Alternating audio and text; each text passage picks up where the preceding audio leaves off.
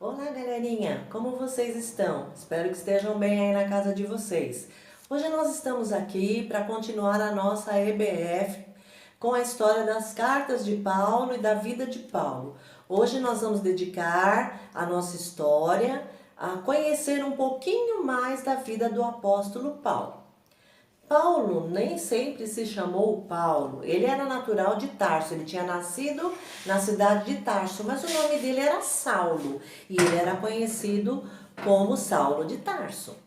Paulo, desde a sua infância, desde pequenino, ele aprendeu aos pés dos rabinos, Gamaliel era um deles. Ele cita essa pessoa ao contar um pouco, ao relembrar a sua história. Nas próprias cartas que ele escreveu, ele conta um pouco das coisas que ele passou e ele fala que ele cresceu ali aprendendo com os rabinos a lei de Moisés.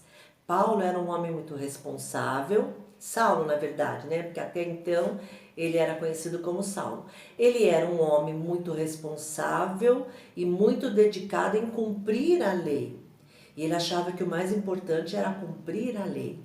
Nessa época também Jesus nasceu em Belém, pregou o evangelho, fez muitos discípulos e depois da sua morte ele subiu aos céus e ele deixou seus discípulos encarregados de levarem o evangelho. Ele disse: "Ide por todo o mundo e pregai o evangelho a toda criatura." E foi isso que eles fizeram. Logo no começo do livro de Atos, a igreja crescia muito.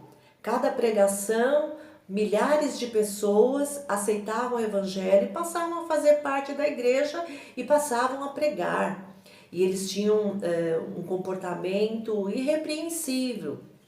Mas Paulo e as autoridades da época acharam meio estranho essa seita, eles chamavam seita. Eles os chamavam de os do caminho, a seita do caminho. Então os cristãos eram conhecidos pelos que eram do caminho. E eles acharam meio estranho a igreja crescendo daquela forma e começaram as primeiras perseguições e a igreja foi se espalhando pela região da Ásia Menor.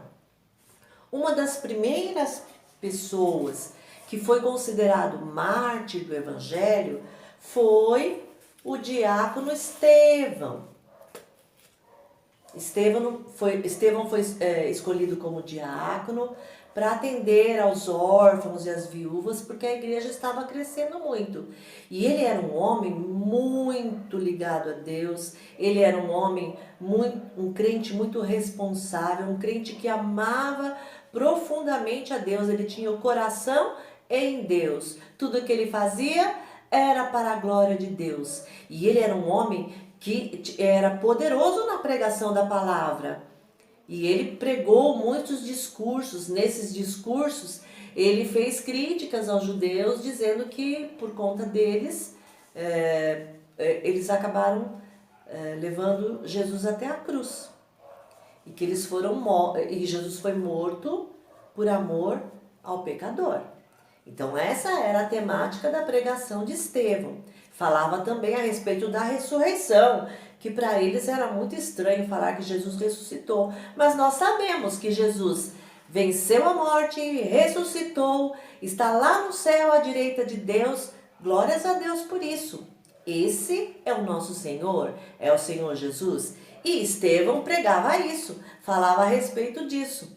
Por conta disso, se levantou uma grande perseguição. Estevão foi preso e Estevão foi condenado à morte por apedrejamento. Era uma morte terrível. Então ele foi levado para fora da cidade e as pessoas ficavam em volta e jogaram pedras nele. Enquanto as pessoas o apedrejavam, ele ia adorando e louvando a Deus, porque ele sabia que mesmo morrendo, ele estava fazendo a vontade de Deus e ele estaria na presença de Deus. E ele disse que ele conseguia ver os céus abertos. Esse era Estevão. Mas o que Estevão tem a ver com Paulo?